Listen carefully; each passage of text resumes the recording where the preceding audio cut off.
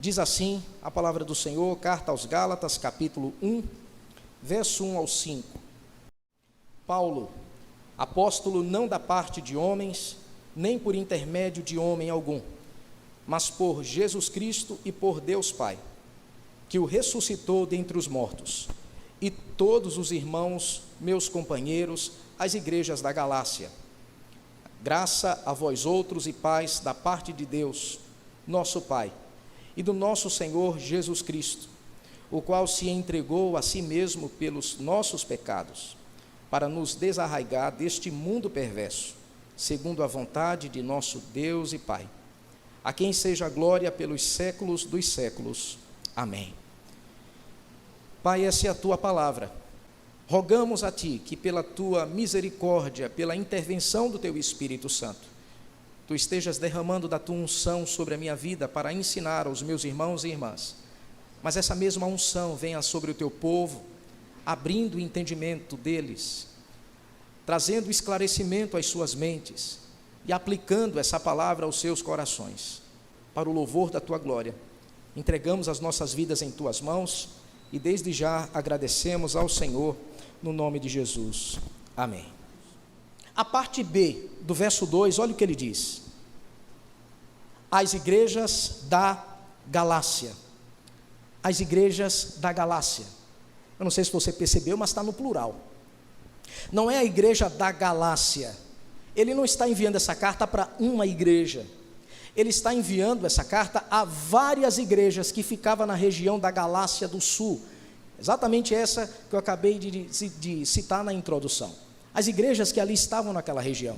Era como se hoje o apóstolo Paulo escrevesse uma carta e dissesse assim: essa carta é para as igrejas de Olinda. Aí tem batista, presbiteriana, assembleia, episcopal, por aí vai. Então, Paulo escreve essa carta, está no plural, para as igrejas que ficavam nessa região. Por isso que essa carta aos Gálatas é considerada uma carta circular. Ou seja, era lida naquela igreja, e depois era feita uma cópia, ou até mesmo a carta era enviada para uma outra igreja, para que as pessoas daquela outra igreja lessem essa carta. Então ela ficava circulando nessas regiões, onde o apóstolo Paulo, na sua primeira viagem missionária, havia anunciado o evangelho do Senhor Jesus Cristo. Agora, olha que coisa interessante, e presta bem atenção nisso. Paulo está anunciando o evangelho para os evangélicos. Não é curioso isso? Deixa eu repetir. Paulo está anunciando o evangelho para os evangélicos. Aqueles que a gente parte do pressuposto, pelo menos, que já conhecem o evangelho. É para eles que Paulo está anunciando. É como se Paulo estivesse pregando para os crentes um culto evangelístico: arrependei-vos. Percebe a ironia? Paulo está anunciando o evangelho para os evangélicos. O já falecido pastor David Wilkerson, ele disse uma frase que também entrou para a história da igreja. Ele diz: nós vivemos uma triste época em que devemos evangelizar os evangélicos. E eu diria, essa época já chegou. Chegaremos a uma triste época que nós precisamos evangelizar os evangélicos. É triste isso? É. Porque todas as vezes que uma igreja não entende o evangelho, essas pessoas se submetem a tudo quanto é tipo de heresia.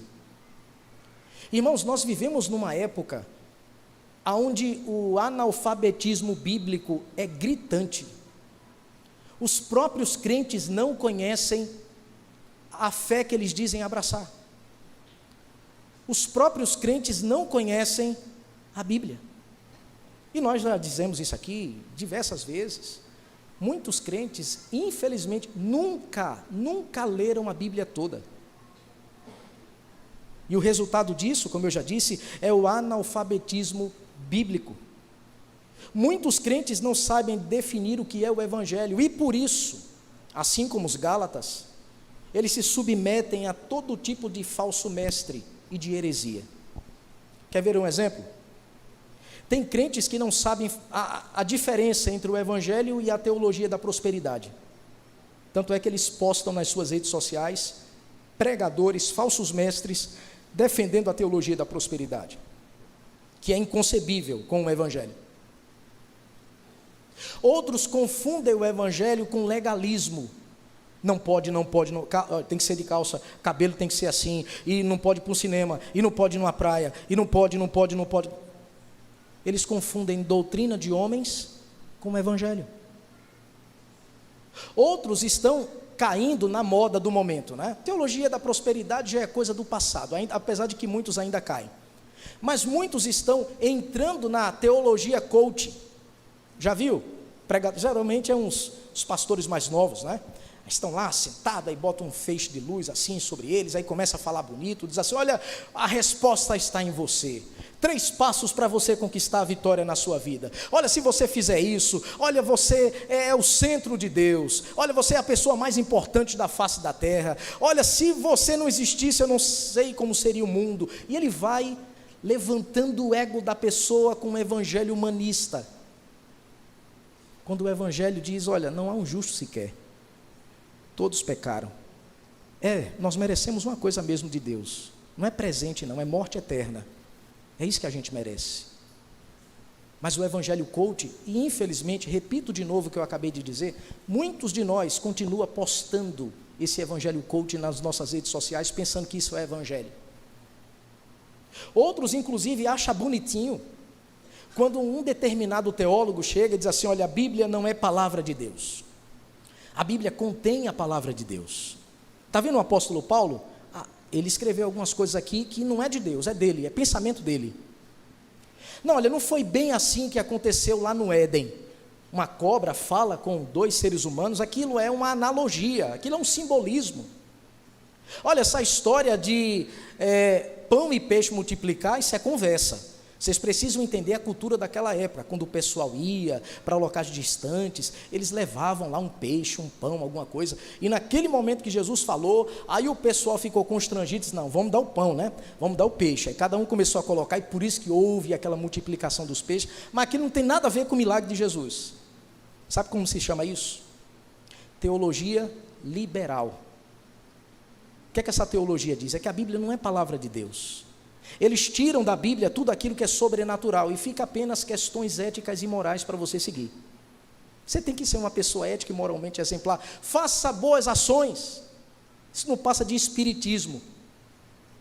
Mas repito, quando alguém não conhece o evangelho, cai nessas coisas. Cai na teologia da prosperidade, cai na teologia coach, cai entre os pregadores lá liberais e tantos outros legalismos que a gente pode ver aí também. Quando nós não conhecemos o evangelho, é nisso que nós caímos. Quando uma igreja ela não conhece o evangelho, como a igreja da Galácia, ao invés de ser um epicentro missionário, ela própria se torna um campo missionário. São outros que têm que evangelizar para aquela igreja. São outros que têm que anunciar para aquela pessoa quem é o evangelho, quem é Jesus, a salvação em Cristo. Porque eles começam a relativizar a salvação, a santificação, a própria vida cristã, por não conhecer o evangelho, e foi por esse caminho que os remetentes dessa carta estavam caindo. Eles abandonaram o evangelho, e eles entraram pelo caminho do legalismo. Não, só a salvação em Cristo, não foi Cristo que pagou tudo, eu tenho que fazer alguma coisa. É Cristo mais as minhas obras, se eu não fizer alguma coisa, eu ainda não consegui o favor de Deus. Foi isso que eles abraçaram. E eles abandonaram o evangelho da graça do Senhor Jesus Cristo.